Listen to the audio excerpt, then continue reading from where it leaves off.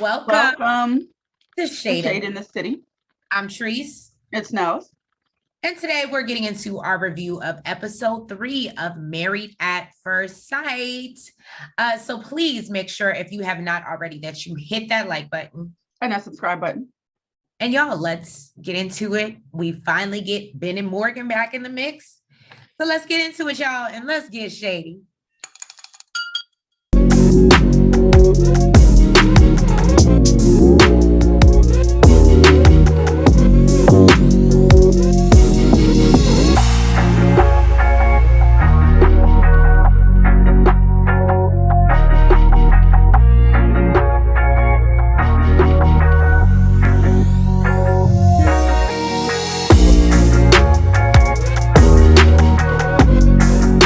So the couples are finally getting some alone time. Mitch says, he's feeling pretty awkward because usually when he meets a woman, they go on a couple dates first and get to know each other. But, this is his wife. So, he gotta loosen up a little bit. He just thinks it's weird. They're going to be brushing teeth in the same damn room. And, he's like, I don't know her. So I get it though. I get it. It is a little weird. So Kristen, she goes into the bathroom. She knows that he likes his women natural. So she's taking off all the makeup, putting on her pajamas. And Mitch sees her. He gets super excited. He's like a little smitten. He tells her, "You look great." And he feels like he's seeing her for the first time. And she's like, I'm like this majority of the time, You say you look a lot different outside your work clothes. Right?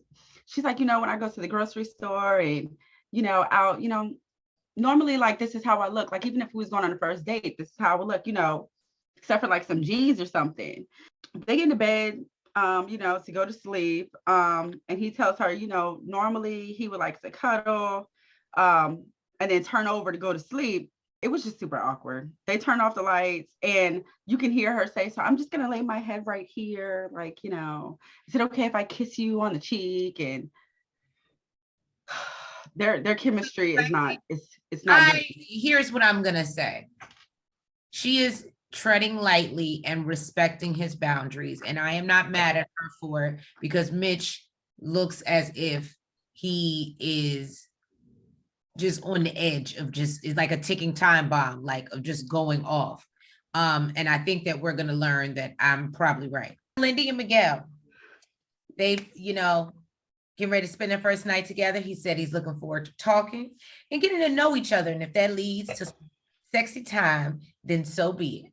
Now, Lindsey is losing it because she can't find something to wear to bed. She is tearing up her bags, and after like 35 minutes, y'all. After 35 minutes of her stressing and overthinking, she's finally ready for bed, and she comes to bed in some basic like. Well, actually, Miguel knocked on the bathroom door, like, "Yo, you all right in there?"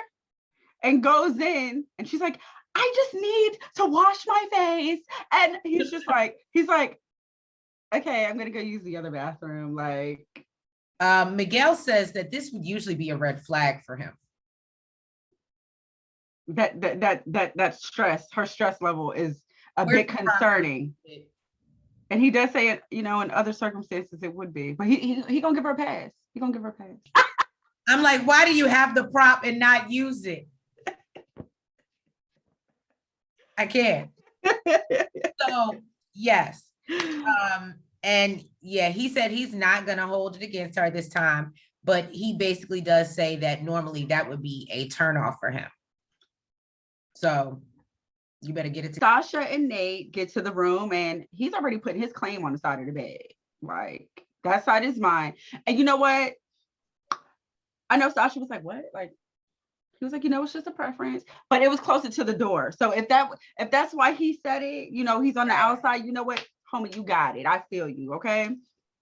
Now he says he's looking forward to, having some pillow talk and cuddling. And production asked, "So would you rather cuddle or would you rather have sex?" He almost slipped up and said, "I'd rather have sex." He's like, "Man, if y'all don't get the hell out of here with it, like, leave me alone. They're trying to slip me up." So Sasha says that she's super nervous about sleeping in the same bed with a complete stranger. But, she's going to try to be cool. And, she definitely wants to cuddle, though. So they lay down in the bed. She asked him, what is his definition of a wife? And he says, right now, just someone who supports him and understanding and a best friend. Now, I don't know why when he said this, I immediately thought about his little best friend that was at the wedding. What's her name again? Girl, I don't even know. That's best friend. That's his BFF. That's what I know. So we out here marrying best friends. That's what we doing? Clearly not, because she didn't get he went on Married at First Sight. Kristen and Mitch wake up and they both seem like they're in good spirits. He thanks her for not being a snorer. And we learn Mitch is a bit of a picky eater. Now, he says he has a childlike idiosyncrasies, like he doesn't like any white sauces. Yeah, like creamy white sauce. This includes mayo. This includes tartar sauce. This includes sour cream, creamy white sauces. I imagine that Alfredo may fall into that. Or runny eggs. I wonder if it's like the consistency. I don't know. I ain't even gonna try to make no sense. Right. Don't try to. I ain't even gonna try. I will rack my brain. Yeah. And she's like, oh, okay, yeah, I can get it. Yeah, I can hang with that. That's like being a chicken finger man. No, I don't get it. Kristen asks him how he thinks things are going. And basically he says he thinks that, doing good. After seeing her come down the aisle, he felt a sense of relief. And so, she's like, well, that's good. And she seems to be happy and in a good place. And he seems to be coming around, but he still seems unsure to me. Like there's still some sense of like, I don't really like you. But he's faking through. He's doing better than Alyssa.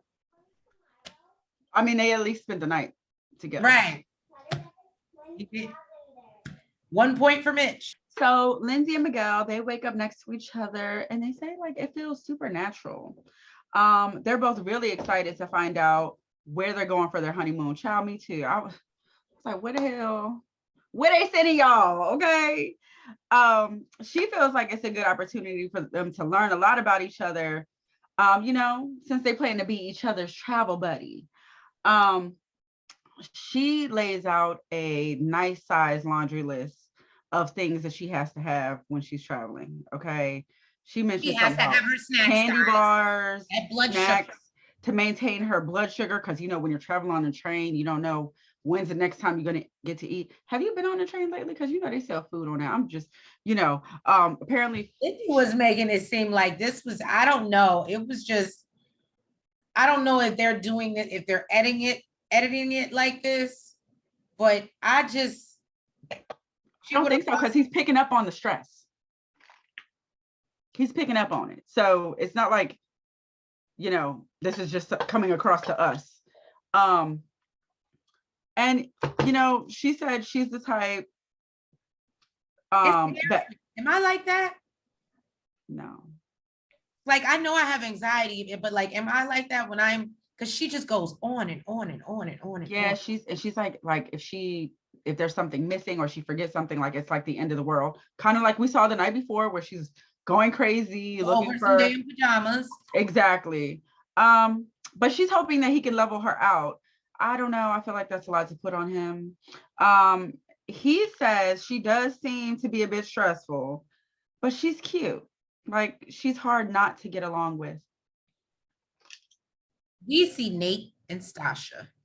They're not to say, I love the fact that all of these couples brought breakfast in bed. I'm just throwing that out there. Good job this season. I knew that Nels was going to be able to appreciate that. Good job this season. So as he's bringing her breakfast in bed, she definitely said that she didn't think she was going to end up with such an attractive husband. On a scale of 1 to 10, Nate is an 100 for her. He tells her he didn't experience the whole sleeping with the eyes open thing, thankfully. They talk about insecurities, and I thought this was really cute that they're having like deep conversations like this. And she basically says that, she believes she's a good communicator, but there have been breaks in communication. So if she feels like she's not giving him what he needs, or if she's not sure, she will pull away. Did I understand that right? Because I had to run it back. Or if I think it was if he's what she was saying. I think it was if she's not also getting reassurance.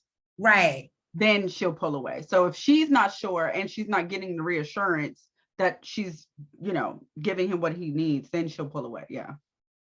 Okay, so Nate says that, his insecurity is feeling misunderstood. Mm-hmm. He said he lived in Spain for 2 years with his dad being in the military.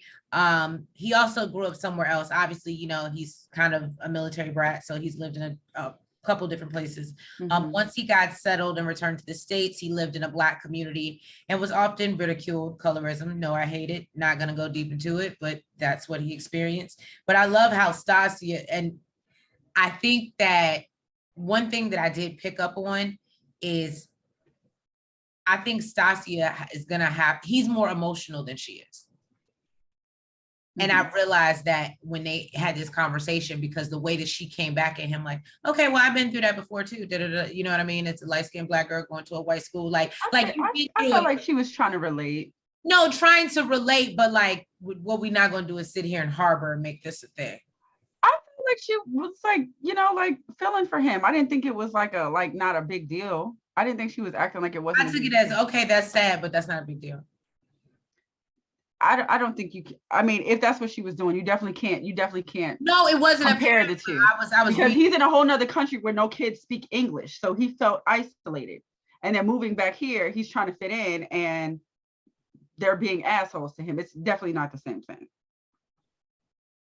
So I hope that's not what she was doing. I thought she was just trying to relate and make him feel like I understand, like I get it. Is what I thought.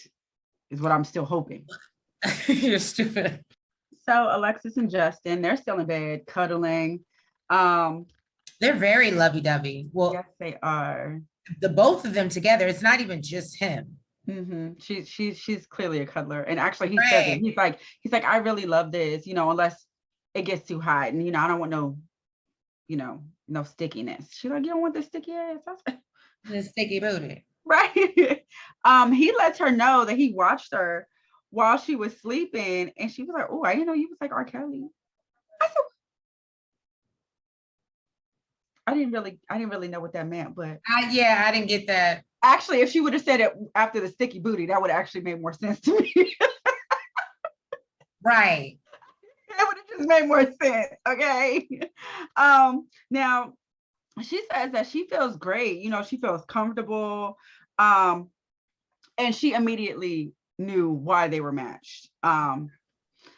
She says to him, you don't even have my number and we're married. So he like, oh, okay, well, can I get your number? And she's like, boo, I'm married. I thought that was... He like, I don't think your husband of mine. She's like, boy, if you don't give me your damn phone, the hell? So I can put my number in that shit. And she's like, I don't know. I just like her humor. So she's like, so the girls, in the past tell you, I want to climb that tree. He was like, yeah, they sure did. He was like, basic bitches. I was like, I do like her personality. I just want to see where it's gonna go left. I thought it was cute. She took a picture of them, selfie, put it as her contact, and put her in his phone as wifey. Period. Don't get it confused. Okay. Sasha's meeting up with Vinnie and Nate's father. Didn't get his name, guys. Forgive me. Joe. Good job, Nels. This is why I keep her here. Look, I shouldn't lie like that. It's not because of names. It's not because of names. She's getting better. So Vinnie, I told you it's the new names. It's the new ones. The new names. So Vinnie asked her, what is one thing that Nate doesn't know about her? She says that she's a workaholic. She works 10 to 12 and then it's 15 hours daily. She says she's stubborn at times and wants her way. Now his dad asked, well, what if he wanted her to, slow down on working? And she said she's working on trying to take things off her plate. She said she sacrificed a lot to get where she is, but she's working on it. Vinnie asked her basically, or says to her that he's a little bit concerned because they're both very independent and Nate can be stubborn as well. So they're going to have to be patient with each other. And Nate's dad basically says, please don't break my son's heart. So, but yeah, it looks like they were feeling Stasia. So Asha's friends, Alicia and Julie, as well as her mom, Stacy, they join Nate. Julie immediately wants to make it clear that, huh? I said, she on the roll, y'all. She came to ace that I time. told you with the new names, Okay, you've been on the show before. I really don't give a damn what your name is. You're the friend of the person on the show. Oh, okay. She wants to make it clear that, they were joking about consummating the marriage and want to make sure that he's willing to wait. Okay. Because apparently, we all know that somebody, we don't know who did it, but somebody put in the vows or, about him, that he a freak in the sheets. We still don't know who the hell it is. Ain't nobody talking. Speak up, please. It's her name now. I really can't think about it. She ain't back on the show. She ain't new no more. Megan. Was it Megan? She ain't new no more. You stupid. That's the best friend. That's the BFF. That's what she is. She is the friend of the person on the show. So he says he's willing to wait. He wants it to be, natural and organic. He says he's never gonna like nudge her and be like, yo, what's up? What's up with them draws? He ain't say draws, he say sex, but you get my drift. Stacy asked him, is there something that they don't know about him? And he says, he had a company that he was running and, he had to file bankruptcy on it and dissolve the business that, debt is tied into. So she's like, do you have a business now? And he says he does day trading, which is kind of like a business. And he says that, he learned from his dad, like his dad is not a quitter. And he says that his dad did a lot for him. He gets super emotional actually. And says he's always gravitated to his friends' homes who had siblings and, like a complete family. Says he met his mom when he was 12. She was short, Korean, and it was super awkward. And it was absolutely no emotion. But apparently this is the one time he met her. And, he just says that he wants to create his own family culture. So that's what's super duper important to him. Mitch goes to speak to Kristins' mom, Ronnie, and her friends, Courtney and Ashley. Mom goes right in and asks what his intentions are with, her daughter. He says his intentions is to give his 100% and be the best version of himself. He hopes that he will make her happy. Mom loves his answer. I said, look at these two flirting across the table. And I'm just saying. Wow. And says he comes across very honest, and that he might hurt her with honesty versus lies. She brings up how Kristen has been unlucky in love before and asks Mitch to not lie to her. She says for one reason or another, Kristen basically can't seem to get that from, her past partners. Mm-hmm. Now they discuss with him that, she's down to earth. She's not this high maintenance bougie girl that they said she was. That they made her seem. Mm-hmm. Mom also asked about his previous relationships. And he says that he wasn't in a place where he was being true to himself. So he talks about being an environmentalist and that being his mission and his religion. He realizes there can still be room for both. So her mom suggests that his work lifestyle may take some getting used to, but it'll be more of an issue for him than it will be for Kristen. Now, I'm gonna just tell y'all that there's a point in this episode when I realized that all that environmental, and I recycle and I do all that, but me and Mitch just wouldn't match. Just wouldn't happen. So Kristen sits down with Mitch's mother, Bonnie, his brother, Matt, and sister-in-law, Stephanie. And it's so funny because, they asked the same question. He asked what her intentions were for his brother. Yeah. Now, I don't really feel like she really answered the question. Correct me if I'm wrong. She talks about her dating history. Okay, all right. So she starts off saying that her dating history has not been the best. And really the reason why she even, started this process is because she wanted someone serious and who was serious about getting married. but she does plan to take things slow. Um, and she asked if they had any advice for her. And Matt says, I think that's a good start because he can tell that his brother feels, overwhelmed and pressure, which is hard for him because he's a rebel and doesn't want to do what everybody thinks he should do. So his mother, Bonnie, says that he's honest and sometimes he can be brutally honest. Matt says that's actually a concern for him because he may hurt her feelings or piss her off. And she's going to be like, well, fuck you. Right, exactly. So Alexis goes to meet up with Justin's mom and Sharon, Justin's friend. And Kara. The friend's name is Kara. The friend's name is Kara? I thought, yeah, it's Sharon. Sharon is I thought her name was Sharon. Whose name? No, the mom's name is Sharon. Oh. The friend's name is Kara. She gets an A today, y'all. So his mom asked, how their night was. And, she says he's still celibate. And I guess she thought that was cute. And mom didn't really seem like I thought it was. I mean, yeah, but. I mean, he a grown ass boy. He having sex, lady. Okay. It's only been a year and a half. It's been a year and a half. Definitely think that was cute. And she moves on to, he was adamant about he was ready to get married. So Alexis asked about the past engagement and what happened.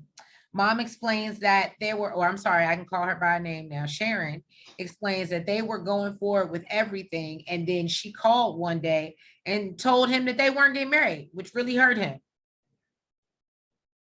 And that was just kind of it. She ain't really got no more.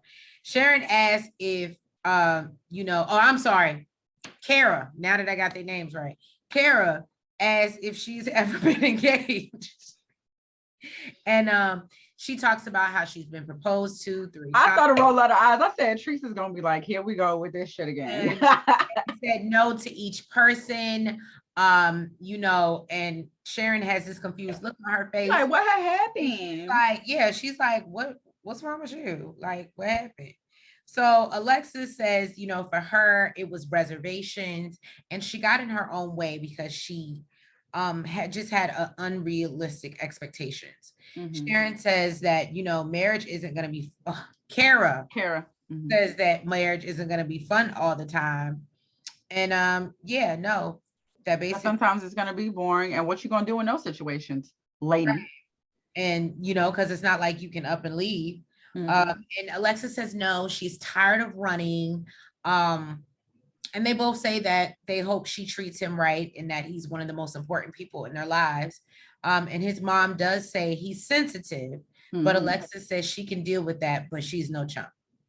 So Justin sits down with Alexis's sisters and her mother, Lily. He's down to a B now, y'all. Don't do that. I got one of the sisters' names, Amber. The other one, they didn't say her name. You said what? Isn't that Storm or something like that? Storm. You know what? I was thinking that. I didn't know if it was Storm or Winter, but then I was like, am I just getting that from another show? Right. But you could be right. I think maybe it is Storm, the other one. And he says yesterday was a lot, but it felt easy. Alexis' sister tells him that he seems like a genuine person, but you can tell a lot about a person's character from how they react when they're angry. So how do you react? And he says, that he's emotional and very sensitive, and they clearly have that in common. But when he's upset, he just likes to talk. He just wants to talk it out. And he says that he wants to make his woman happy in all aspects. He was more detailed than I'm going to get with y'all. But Storm says that their mother taught them to be very vocal and wants to know how he plans to advocate for himself, when he needs something. And he says that he's really only a pleaser when it's being reciprocated. Okay. He said he would cry with her, y'all. Yeah, he did. I cry. You cry. We cry together. So she says, what is his thoughts? Like if it doesn't work out. And he says he didn't even think about that. He was like, this marriage thing hit different. Okay, they're gonna have to work through it. We in this together. Clank, clank. Right. Miguel sits down with Lindseys family. I forgot a brother name. Please forgive me. Luke, I am your father. Luke. I should have known it was gonna be. Oh, that's right. Because I said, Luke, I am your father before. He was like, no, Luke from the Bible. Right. Mm-hmm. So, yes, we got Luke, Andrew, which we know is the friend that is also the church friend as well. And then mom, Colleen. I believe I got. Yeah. Look at you. And I don't think they said that on the screen. But Miguel did say it later. But anyway, so that they all sit down, they ask, he asked how did they feel about the wedding, and they agree it was nice, it went well. He said that he was happy that it was Lindy that was chosen for him. Like at the end of the day, the person that he got, he feels like she's just seems like a really good person, and she's very, when she's not being neurotic, a very, easygoing individual. And he feels like it'll be somebody she'll be somebody that is like easy to love, right?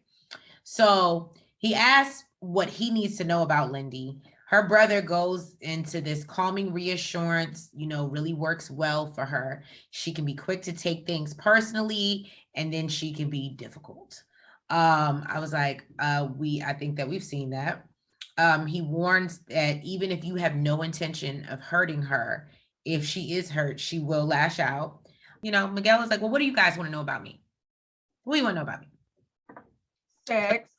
We want to talk about the sex. Luke says that in the Bible, Luke chapter 3, verse 16 says, he ain't do all that. You a mess. In the Bible, when you have sex with someone, you know them. That's when the covenant of man and God come together. So there's a huge weight to it. I love you, Luke, but I'm sure Miguel has had sex before.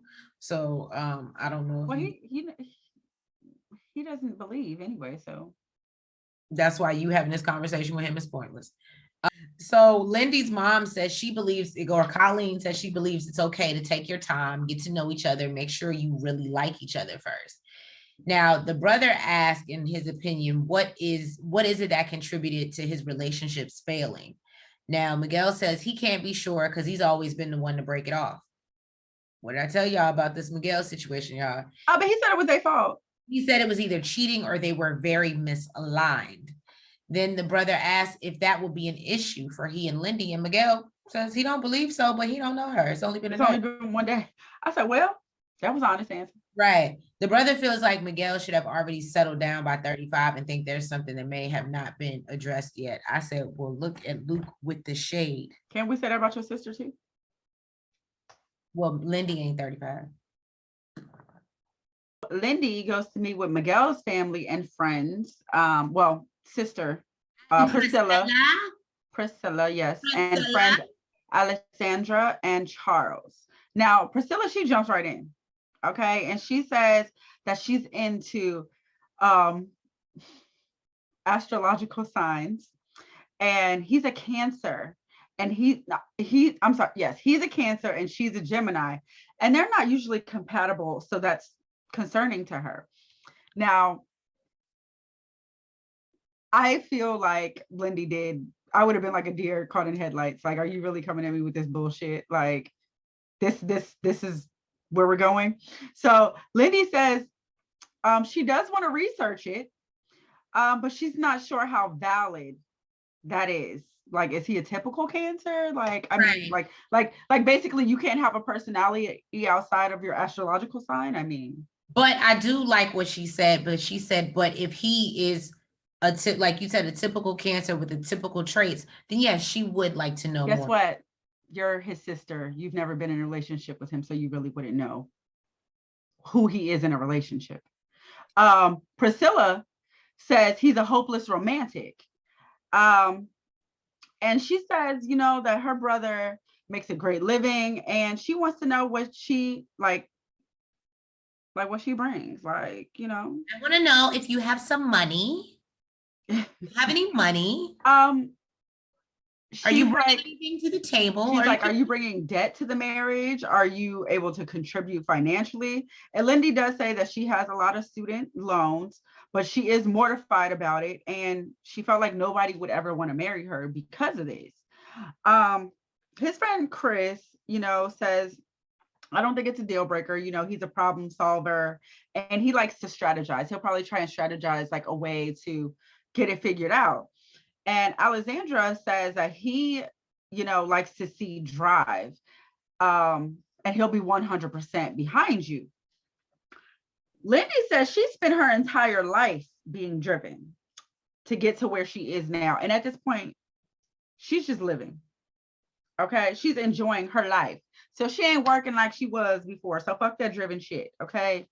And But yeah, so I don't know. says Miguel loves ambition and motivation. So she says that she's concerned because she doesn't want him to be financially strained or burdened. I don't know. Everybody at the table seemed concerned. Everybody seemed concerned. It was, well, I'm gonna be nice, but it's the voice that burdens me every time we have to sit and talk to her. Who, Lindy? No, Priscilla. Oh, okay. Yeah, I can see that. The couples are catching up after brunch. Mitch and Kristen, he lets her know, he says, her gang is really cool. He was like, her mom is a straight shooter. She's really articulate. Kristen says that they let her know that he's a rebel and she was super intrigued by that. Not surprised, but it kind of excited her. I was like, okay, little Miss Ma'am. Justin tells Alexis that his sisters are overprotective of her, but after he told his plans, they were good. Miguel tells Lindy that her mom asked him about sex, and she's like, "What? My mom did what?" So Lindy, I don't even think her mother talked to her about sex, right? But she like, look, we're gonna have this conversation because if you're gonna be hunching on my baby, the fuck. Since I didn't talk to her, can I talk to you? Right. Lindy says the hardest conversation for her was the financial. And I think Miguel was actually like ready for this conversation. He's like, we haven't talked about that. Like, let's get into what happened. He was like, right? Into the he was giving Bilal energy in right. And she explains that she does have a significant amount of student debt. Now, he says, to us, not to her, that he never wants to be anyone's sugar daddy, but apparently he was paying bills in the past. I guess he just don't want to go back to that. He don't want to be married to that. And he hopes that Lindy would have the drive to pay off her student loans in a timely manner, and says that's a game changer. I guess your homeboy was wrong about you, home. Mm-hmm. This is what I'm saying. You think you know a motherfucker, but you ain't ever been in a relationship with him, so. Right. So, all the couples are, getting their gifts to celebrate their marriage. They get their package from, the what the fuck are they? The people, the doctors. And you said what? Therapist. Yeah, there you go, from the therapist. And we found out they're going where, Trees? Puerto Vallarta. Yes, to Mexico. And look, I couldn't have said it no worse than Alexis said it. So Puerto Vallarta. Yeah, thank you. You got it. I was gonna let you have it until you brought that up. Don't do that. But on another note, okay, Ben has taken a COVID test. And it came back negative, y'all. So, him and Morgan are getting ready for their wedding. While all the other couples are getting ready to, meet up at the airport to get on this honeymoon. The couples meet up for drinks after arriving in Mexico, and they discuss first thoughts at the wedding. Now, Mitch talks about thinking he was marrying Kristins Mom. And Alexis talks about being matched with Justin on Hinge and her ignoring it. And now he's her husband. And we could have been married 4 months ago, y'all. Right. I was like, well, look at God.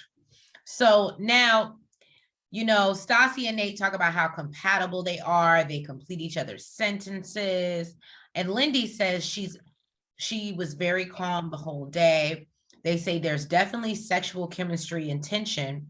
And there's been physicality, and he's, tried to make a move and she shuts him down. So, Lindy says she wants to wait until, they're more emotionally attached. So Stasia said they're also taking time to get to know each other as well. And Alexis announces to the group, once again, I told Nels off, this pissed me off because Alexis did this again. She announced to the group that Justin is celibate and has been for a year and a half. Now, maybe he needs to say something, like if it makes him uncomfortable, like maybe you shouldn't be. I felt like in that moment he was visibly uncomfortable, like when she said it. Yeah, like, but he just rolled with it. Yeah, I think he needs to be like, that's kind of personal. Like maybe we shouldn't be discussing that with everybody, because apparently she doesn't realize the difference. So maybe he needs to educate her.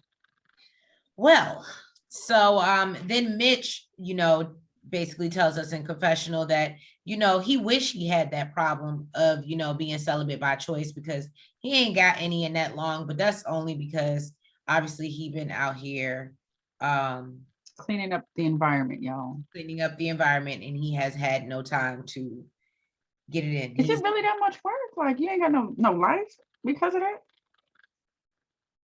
I mean, I guess it is dirty. All the couples are absolutely in love with their rooms. Nate loves his so much, he jumps in the damn bathtub with his sneakers on. I said, this ain't some big kid shit. Cute. Right? Mitch tells Kristen that he really loves that she's assertive, and like he's more of the go with the flow type of guy, and he can really appreciate that about her. And of course she appreciates that he appreciates her, right? Because apparently in the past ain't nobody appreciated. Okay. Nate says gratitude. I love it. Nate says that he's hoping to consummate their marriage on this honeymoon. And Sasha says that she doesn't want to just have meaningless sex. So Nate suggests yes. So Nate suggests that, they take a shower together, to save some water. Sasha is not opposed to it. But she know it is not to save no damn water. She is not with Mitch, okay? I was going to say, messing around with Mitch. They've been around Mitch too long, and now they got to save the water. All I know is it was getting real steamy in that shower. And it was not just the steam. Okay. I think they consummated their merge. That's just me.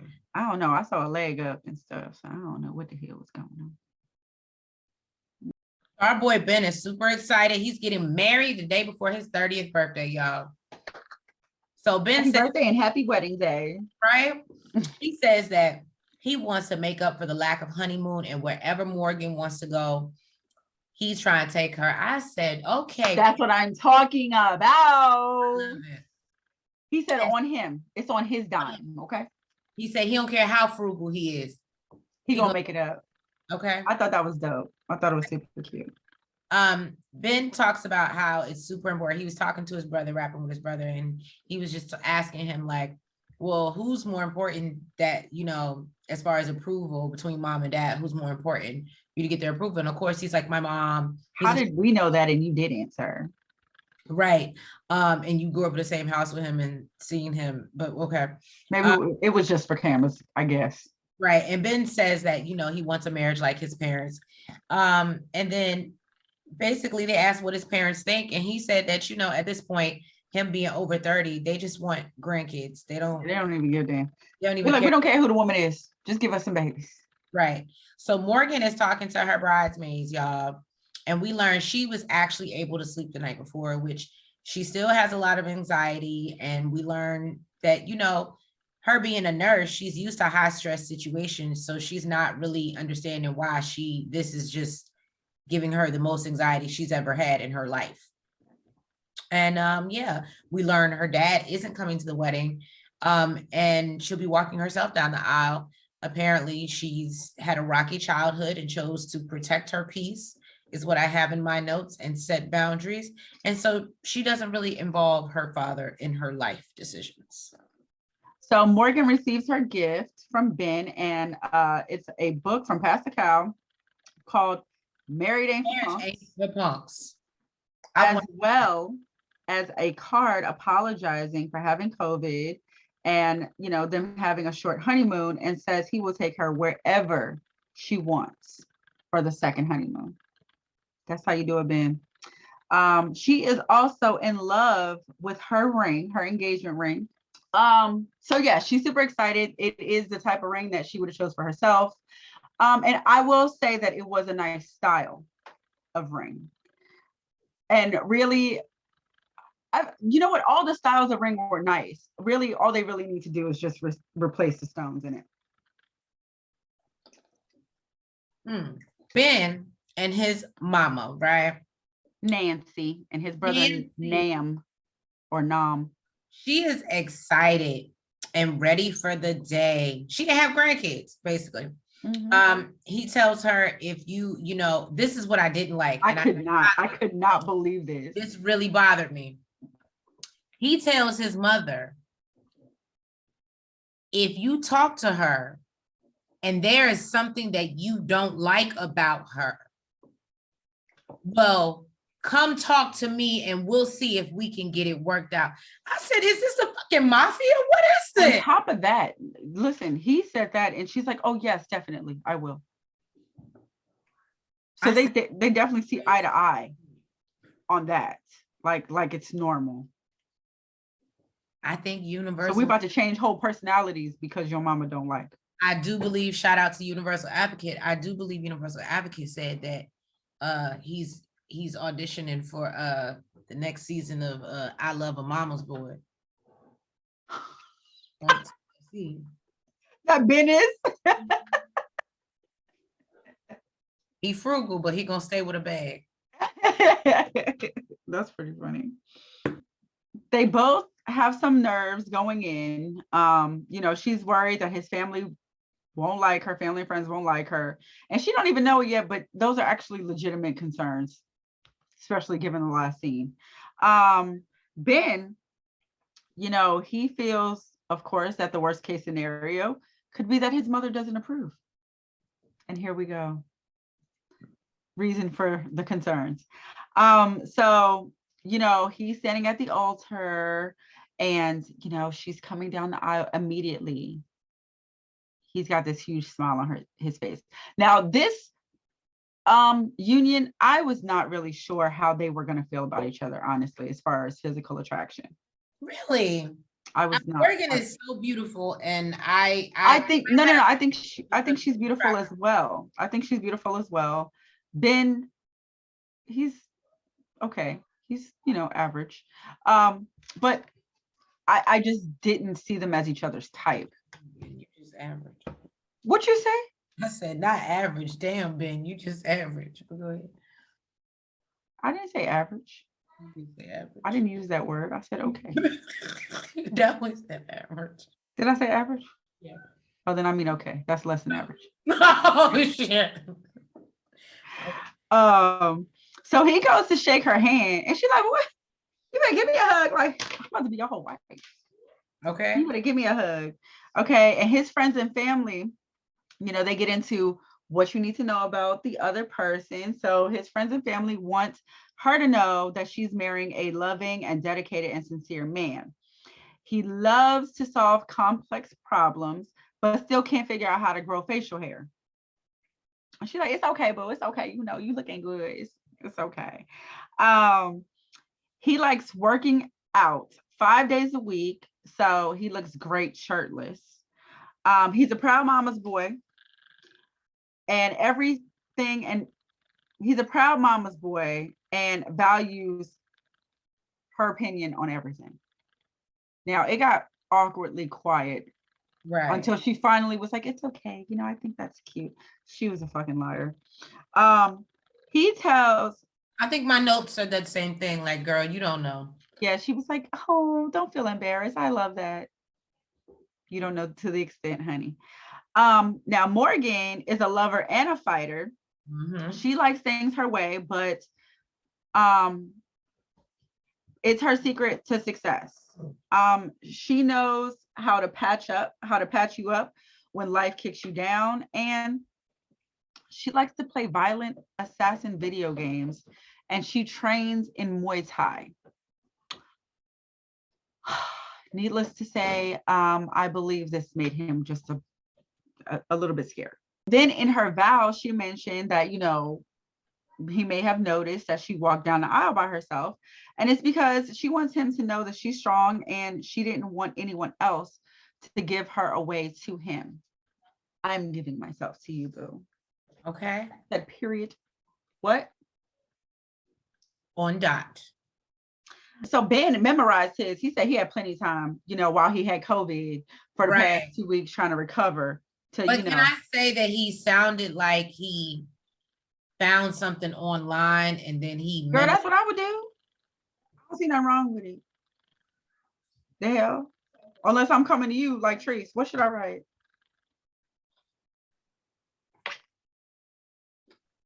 You don't think it should be from your heart? I'm gonna just say I love you.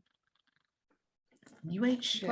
Well, anyways, he basically, you know, tells her, you know, all the promises that he plans to fulfill throughout their marriage. And that even means, you know, like, and he wants to make her happy. And even if that means trusting her with his credit cards. I said, oh, we growing up right before the wedding, right before our 30 years. 30 hit different. Right? Go ahead, man. Okay. And of course, you know, they say their I do's, they exchange their rings and the kiss. So they go to toast. And Ben tries to toast to relationship. And she's like, no. We're married, boo. We're married. We're not right. I know it just happened 5 minutes ago, but right. We're toasting. We're gonna practice this. And we never had a relationship. We're just married. You know what I'm saying? So he asked her about the significance of her tattoos. And she says that, you know, the koi fish, I thought this was a super cute scene. The koi fish is for her grandmother. And she talks about her Japanese roots. He obviously is digging this. He thinks it's so cool. He said he loves Tokyo. He said he loves Tokyo. And then they start to talk about doing honeymoon number 2. Yeah, because she's never been. And she's like, oh my God, I wanted to go. He's like, oh, that's what it's gonna be.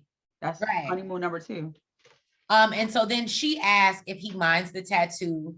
And he says he loves the tattoo. He says it's his goal when he's financially free. He wants to go and get a whole sleeve. I said, okay. So he says that it's his goal to one day not work and just be completely financially free. He brings up kids and, you know. I feel like she skated around that. He skated over the question and then said, well, you're a cat dad now. So he talks about his job as an engineer, but that's not what fulfills him. So he does other things like personal training. And, you know, she loves that because she said she lifts weights. Right. Like 4 days a week. Weightlifting, and she does her Muay Thai. And so, you know, they're both live a very active and fitness kind of lifestyle. And basically, you know, he asked like, oh, well, is this kind of like, you know, Brazilian Jiu-Jitsu where you're like rolling around on, and she's like, well, there's no rolling on the floor, but I can still kick you, punch you. And he's like, well, you're saying it like me. And she's like, no, because I do. Yeah. Like, yeah, you. Right. He's like, yeah, you know, she's pretty. The chemistry is crazy, but you know, but he's scared that she could. But he's scared with this Muay Thai stuff because he's like, I might be in some trouble. Right. And I believe so, sir. Well, thank you guys so much for tuning in to another review of Married at First Sight. Please make sure, if you have not already, that you hit that like button. You comment. You subscribe. And you hit the notification bell. And please make sure that you are following us on all of our platforms: TikTok, Facebook, Twitter, Instagram, at Shadeinthecity.